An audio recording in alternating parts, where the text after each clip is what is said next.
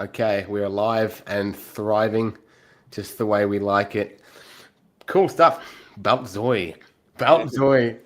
Welcome back to the Coaches to the Moon podcast, ladies and gentlemen, on this beautiful sunny Sydney day. I'm joined by Steve Baltzois from the SteveandDavid.com. Steve is he's a coach, he's a filmmaker, an actor, a voiceover artist, and much more. We're going to talk today about how he uses video and story to help small businesses to build their brand, and exactly why story is such an important element of marketing a small business. So, straight out of the south of Sydney, Steve, thanks for being here, mate. Thank.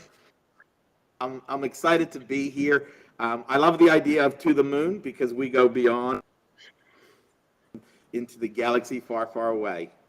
We all know where that story Dude, comes yeah, I love it. I love it. It's yeah, the Star Wars thing. There was a lot of when I renamed this business a couple years ago, it was from. right in the middle of kind of all these meme coins, cryptocurrency, Dogecoin to the moon, and all that nonsense. And I literally just wanted to rebrand my business, so I just jumped on the train and just called it To the Moon Digital.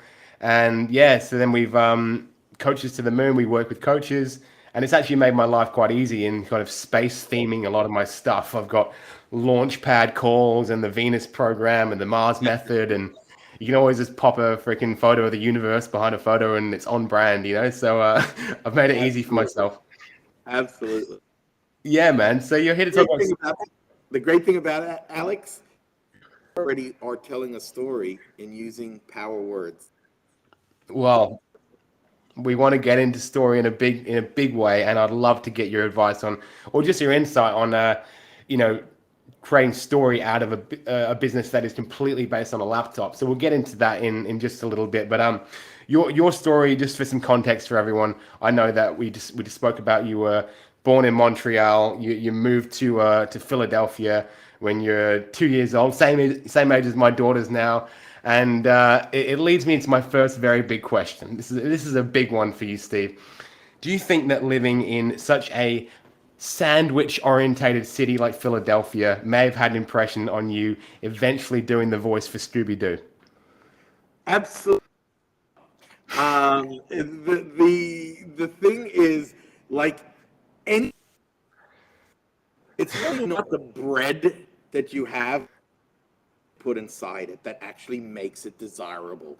And I Yeah. think growing up in um, it was the filling that allowed because there's so much that anyone's lives, and of course, I see myself as a citizen of the world, and so sandwiches into double deckers, triple, and all it did in being in Philadelphia is give me the essence where to go, how to go, because the bigger the place you're, the bigger you can be. I love that. I love that. And that's why people talk about New York as the, city where dreams are made, that sort of thing, I guess. That's really interesting. Is that the first time you've used that sandwich analogy? Or was that was that the top of your head? Because that was cool. That Yep, was really cool. that was the top of my head. Look, they call me Alex, so you can give me any word, and I will tell you. I'd love to do that. Well, I'm sure we're going to hear some really good ones throughout this show. And citizen of the world, you absolutely are. So you're living in Sydney now. You lived in Hollywood for a while. You travel around Australia a lot with work. When did you come to Sydney? Golly, collectively, 2007, I was brought out here, director of a TV program based on children called Mad Science. And that's when I saw this niche market, performances, interactive productions. And it wasn't until 2010 I established a business in Australia. And then on and off, I've been in the world, coming back into Australia, and then, of course, uh, basing a company in Australia. But I don't live in Australia. Oh, World. 300 days, 365 days, I am in a plane, in a boat, in a car, traveling and hearing people. The last 3 years, because of course COVID, it's And how do you feel about being more stationary rather than constantly moving? Hate it. Like things clipped.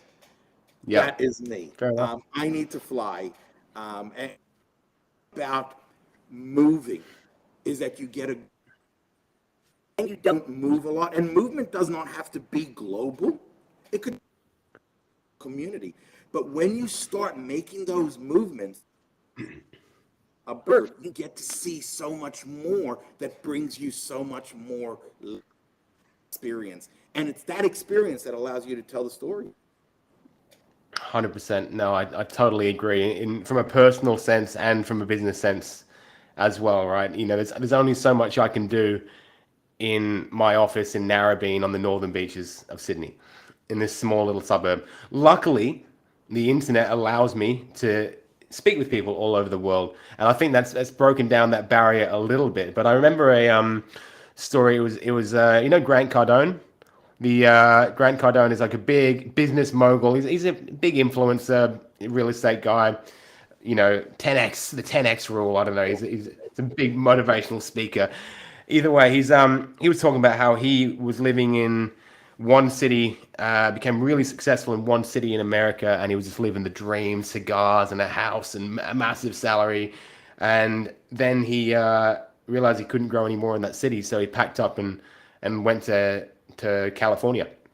And just like he's like, the only way I'm going to grow as a business and as a person is by meeting people in an environment I've never been. And yeah, like you said, you can only grow as big as the place you're in. Do you believe that's still the case now that we do so much of our communication on Zoom? Well, Zoom is that level of movement. There's so much that happens through Zoom, and you're meeting so many. And this is why I said, Alex, that it's not movement does not have to be global. Small amounts in your local community, but it's the amount of people to meet. It's the amount of things that you do that actually creates those experiences. So, that technology has brought to us, what it has allowed us to do is create a virtual travel. Come into that train, they're going to miss the actual boat. Yeah, 100%.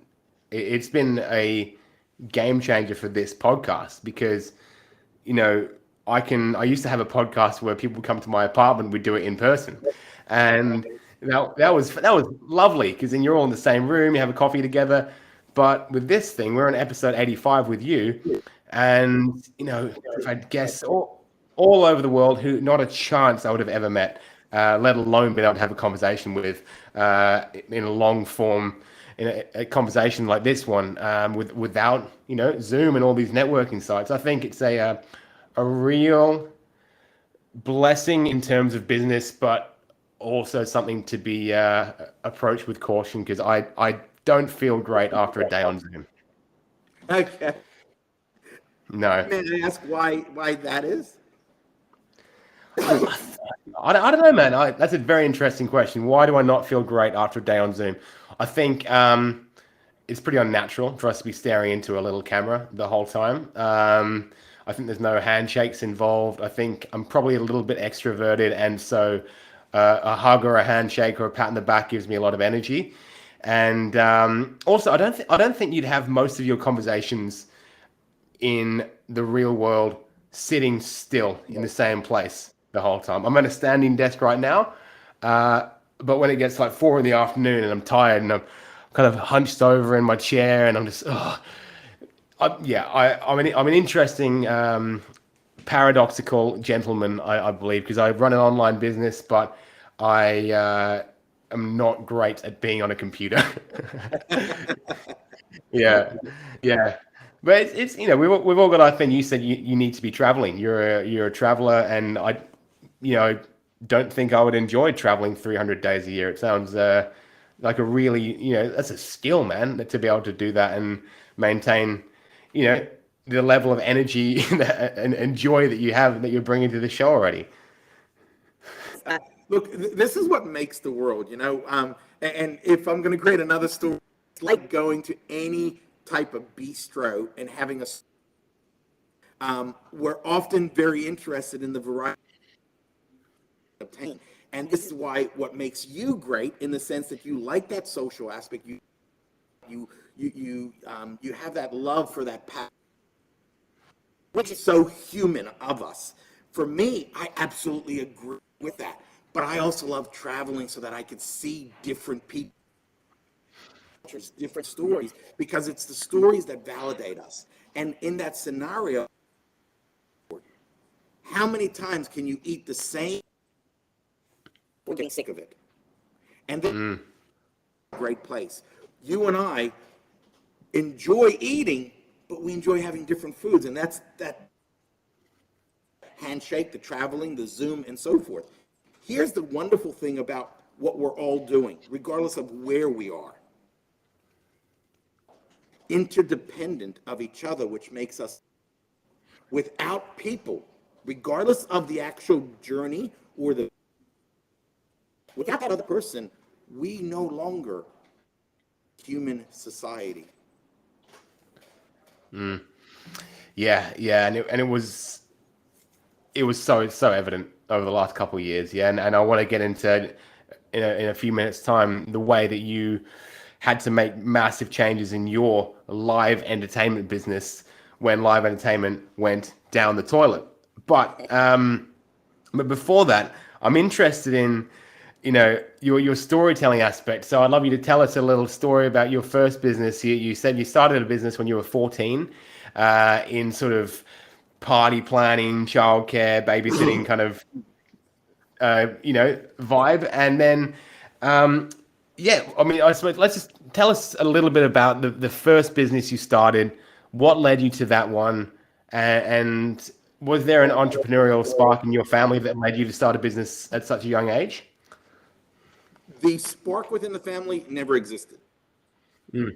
Greek Orthodox man who basically did everything, and he was skilled in anything he got his hand into, but never really the idea of having his own business and so forth. Me, though, my spark was the fact that I always wanted to hear other people's problems. I'm the youngest of six kids within my family, and I always wanted to create these adventures. And everything I saw at school, in the community, I would reenact it with my dolls, my Tonka trucks, my match cars, and all my superhero fans. And so, when I was able to start my business at the age of 14, was about caring for kids in the city, because for me as a teenager, kids, even in my days, were so on the Activision or on Atari, and we weren't really telling people. Started Kitty City Care as a babysitting business so I can get them interactive, and that grew where families were actually bringing kids to me at my parents' their kids, and then that turned into a birthday party business. That turned into a big adventure tunnel aspect, all about giving people an opportunity to be. And through that, of course, I was able to the advantage of getting an agent who showed me how to do voiceover, who worked me through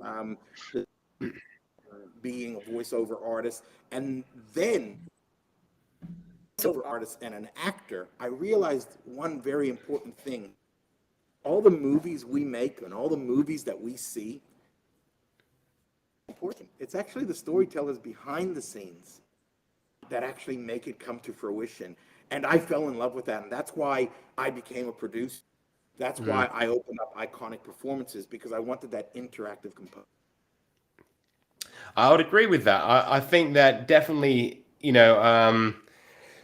actors are a draw card to a movie, but you can just as, you know, my family, when I lived at home, my parents love like French films. And you've never heard of anyone in any French film except Gerard Depardieu, who's in every French film. Everyone else, though, you can so massively enjoy a movie like a foreign film. They seem to be so much bigger on story and less on draw cards and just saying like we've got Chris Hemsworth in this one, which I think is really interesting. And I would that's a good reminder to kind of go back to just trying some things out of the ordinary a little bit in terms of the stuff we watch. So you had a great little run of success from starting just a very simple babysitting business and growing that thing. At what point were you able to, first support yourself fully financially from your business? How old were you? Oh, God. Look, in being secure, I was probably about 25, 26. It took a Okay. lot of time.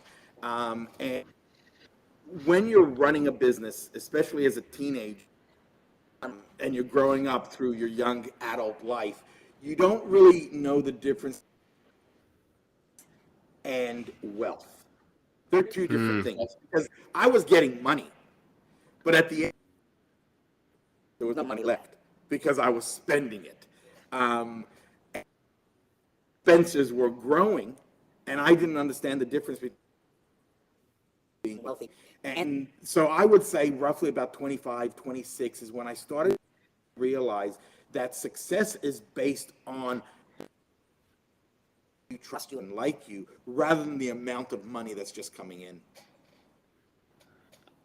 That's big, right? That's big. It's funny. Absolutely. Every level of money you get to, you realize your life's still basically the same.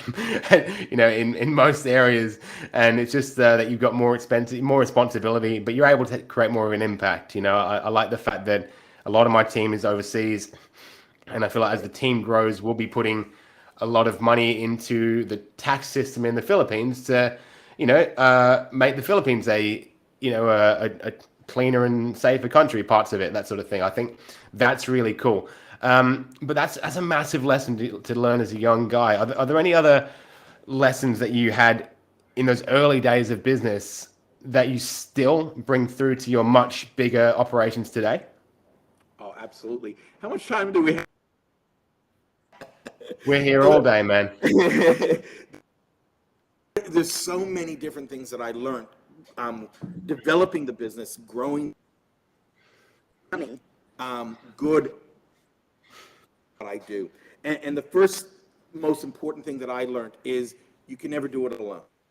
I started Kitty City Care thinking single business, I could do it alone. And what was happening was I was literally going to school, going to college, running a business, and not really social life. There is a forth, and that's what actually made me sell Kitty City Care, because I started that I was just working,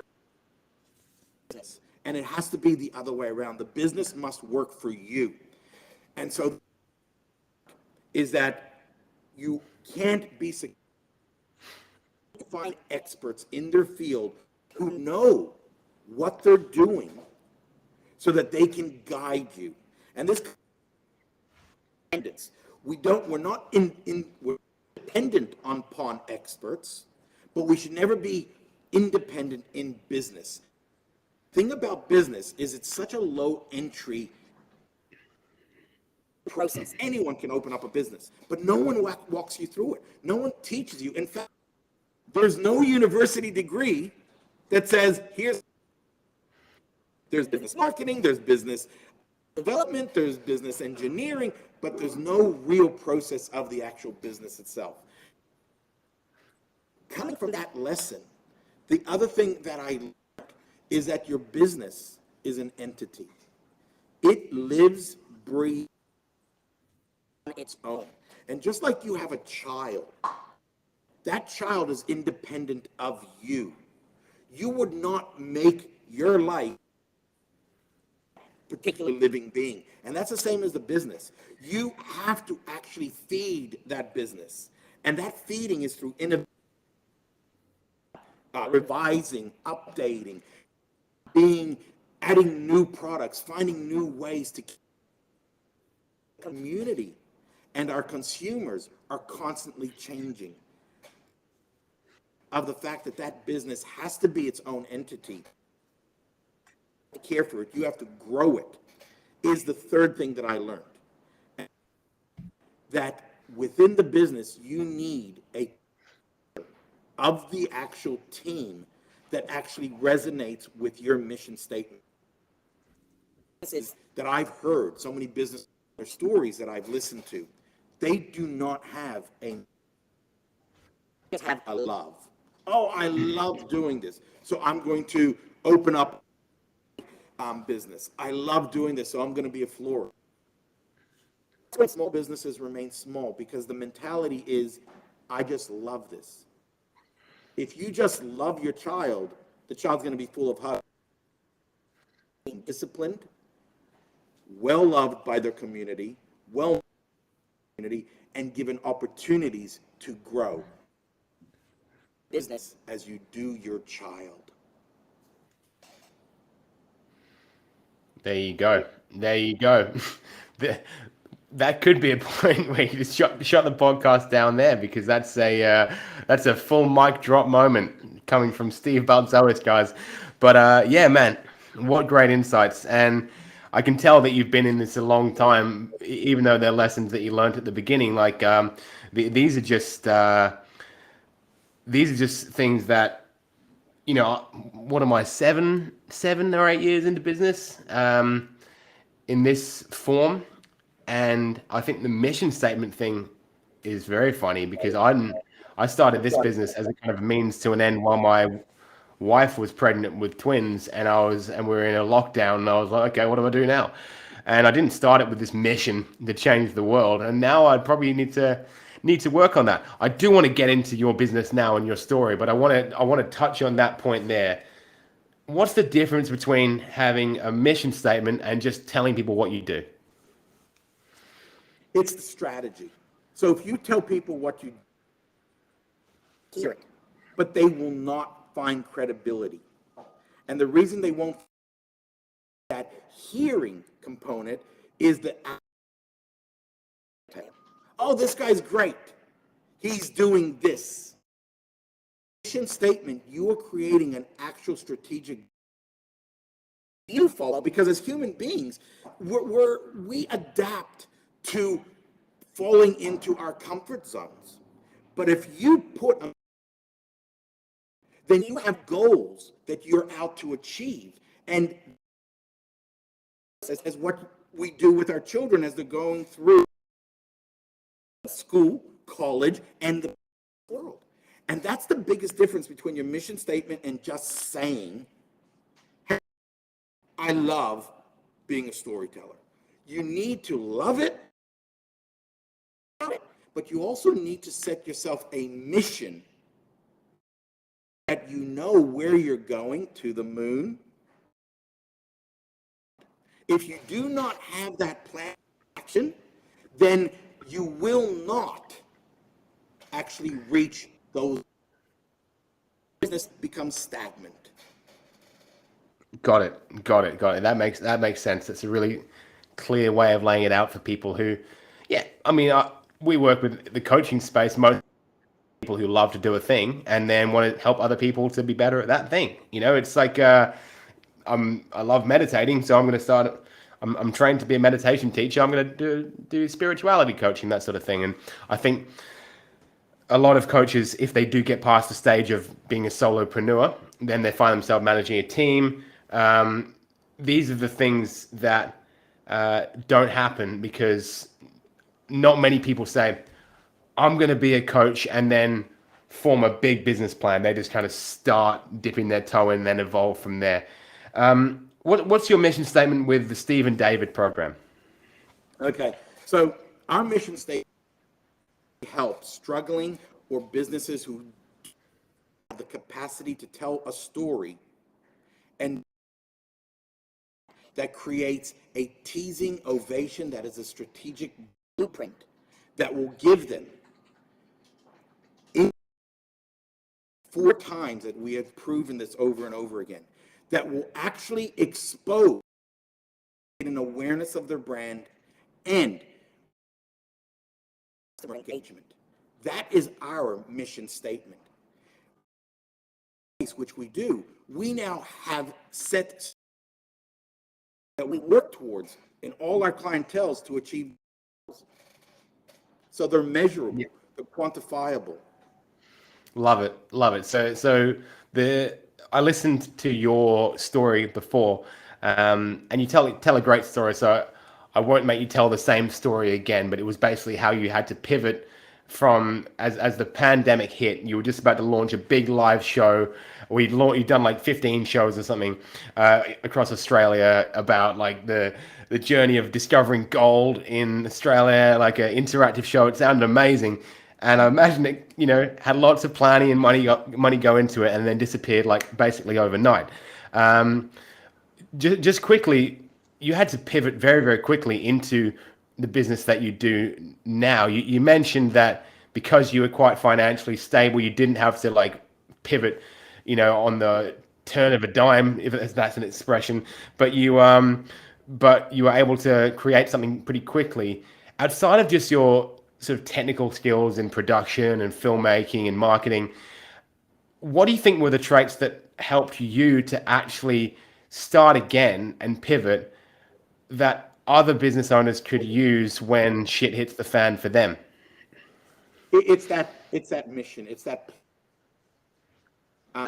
when the pandemic hit, and let's face it, it affected everyone. One person in this world, even our so-called they were affected in different levels, but everyone was some way. So what allowed me to be great, firstly, is my support. Remember that we are only people through interdependence. And so my business partner, Dave, the person who actually helped me look at a different angle. So by having a great team of, I like to use this phrase, Alex, that is really heard, and that is, if you want to be great, surround yourself with greatness. And so, as a we lost hundreds of thousands of dollars in that production that you mentioned, by having David, who is an advocate of, he showed me a different how I could look at things, and I took that on. But here's the thing: I took that on. Here's my acumen of business expertise. Up a new story, a new plot, a new sequence, and establish updated mission statement. And this is what allowed me to pivot with a lot of heartache, but support, ease, and which is what allowed the business to continue to do. On average, statistically, 36% lost. That's a lot of people. That's a lot of people who've lost income. Yeah, man. And I love that what you went and did was go directly to the struggling small businesses who were given regulation but no support or guidelines to navigate through it. Restaurants, hey, you can't serve any you can't serve any food now. Best of luck with it. And so from what I understand, Steve, you essentially started a a marketing and storytelling business focusing on videography and branding for these small businesses that traditionally you wouldn't think of having a massive story. Like you mentioned, a van conversion, a smoothie bar, really simple businesses. But because of restrictions, you were not able to actually do the videography for them. You were kind of almost just directing people who didn't know how to make a film to make their own film. Tell us about that a bit. Absolutely. So, coming out of the pandemic, of course, you couldn't do the traveling. I agree with what you were saying with regard to businesses were hearing one-sided stories. You can't run your business anymore, but there was no take how you should run your business. And so what we went through is any type of business, whether it's a coach, a solopreneur, a van converter, a healthy eatery called Hippocrates. How do we get these businesses to be heard and to do their video marketing in the world that we live in today, in the world where has changed as well. And so what we thought of is, why don't we share how to do great video using using the power of storytelling? Because everything you do, Alex, every conversation, even the conversations you have with your two adorable twin daughters, you're actually developing a relationship with them by telling them stories. They resonate with those stories and they want more from their dad. Now because I love using the family to a business, as I said before, treat your as a living being. If it's the first year, and it's your young childhood. If you're in your third year, it's your adolescent, and so forth. Stories in a way that actually attracts, resonates, and then you are developing that same relationship with your customers, who now are becoming loyal because they want to know more. So what we decided to do is coach businesses into the same skill that we used to do in Hollywood. And that's what has made this, because we're not just an end product anymore. We don't and showcase it. We show you how to write the strategic blueprint.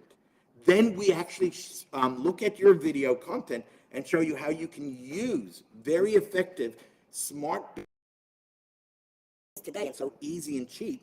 And you can create the same marketing power that Coca, the big multi-billion-dollar companies are doing, and get the same market share in front of people of your $50,000. That's one of the beautiful things about social media advertising, right? About, the way that my business and your business coincide is that, like, you can choose exactly the audience you want to get in front of, and with a much, much lower spend, you can still be seen by hundreds of thousands of people. Whereas before, when my dad had his travel agency back in the 80s, it was like 20 grand to be on the radio, that sort of thing. And who even knows who's listening to the radio at the time? So, man, your business model sounds just so spectacular. And it's another instance where I'm listening to a guest on a podcast thinking, like, write down work with Steve, like my, that sounds really, really cool, because you're creating this cool effect where you're taking businesses which have a product or a service, and you're helping them to create a brand and a story around the business. And when you know more about the story of the business, I like the way you said it. You get that feeling of knowing the owner of a restaurant, where you're not just saying, oh, the hamburgers are great down at Antonio's. You're like, I know Antonio, he's the best, he's going to hook us up. That's why you go back. It's that next level of service. Like, there's plenty of places selling hamburgers, but if you can get a handshake and a nod from the owner, then that's huge. So let's talk about that, because in the solopreneurial space, in the coaching space, we're all the face of our own business, basically. It's just like you're the subsidiary of your business is not Iconic Productions, it's Steve and David. So we're all telling our story in a way, but how, I suppose, it's a very big question, but how can we begin to use our content to not just let people, like, document what we're doing, but to use those 4 steps of nurturing, attracting, resonating, and sort of teasing your customers and your audience? How do we move towards more effective storytelling in our content, rather than just kind of saying, I'm at the beach today, wonderful, wonderful weather? It is a very big question. It's one of those difficult questions that business owners would face. The first thing they need to do, you need to actually become the customer of your product. By becoming the customer, you then will start to feel and resonate with what are the product brings to you. It needs to be a ad. Gone are the days where, hey, here's the great product people will buy. The essence of what does this product do for your customers to bring value to their lives? Because everything is already done. Is innovate from things already in the. All our new ideas is simply just a branch off something else. So once you start to plot film industry beat boarding, you actually just power words that actually lead you to a line. That storyline will, which must meet your mission statement. Every multi-billion-dollar business mission statement. We all know it. Just do it. McDonald's, I'm loving it. They all have tagline mission statements.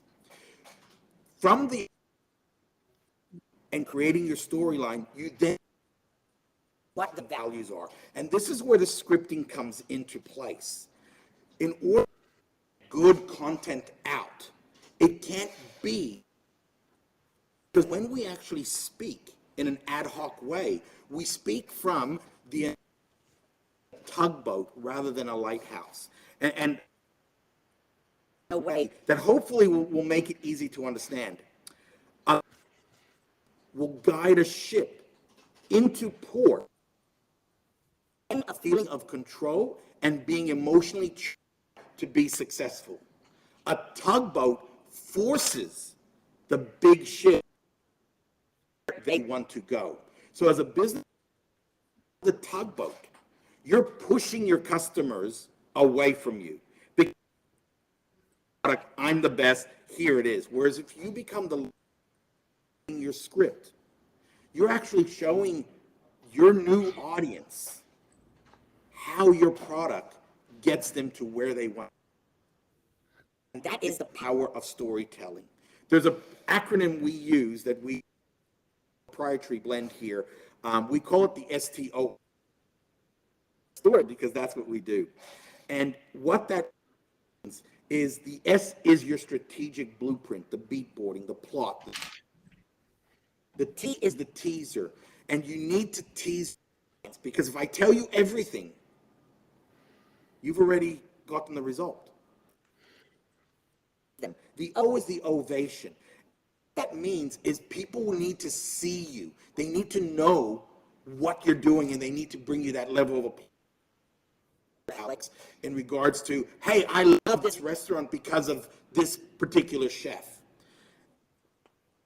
Resonating, and that comes from the 4 aspects of marketing, which is nurture, attract, resonate, and then connect.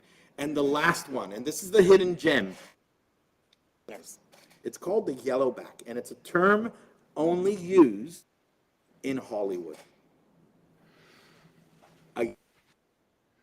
Is in creating a story that develops an experience that leads to a truism.